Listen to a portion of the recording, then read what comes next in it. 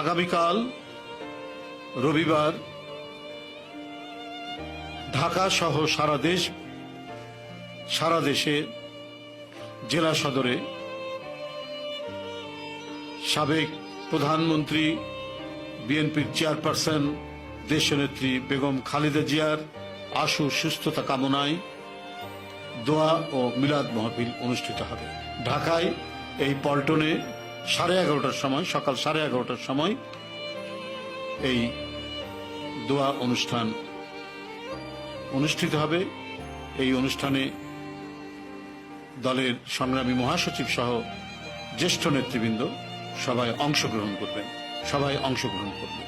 আমি জেলা এবং মহানগরে এই কর্মসূচিটি একই সাথে পালিত হবে।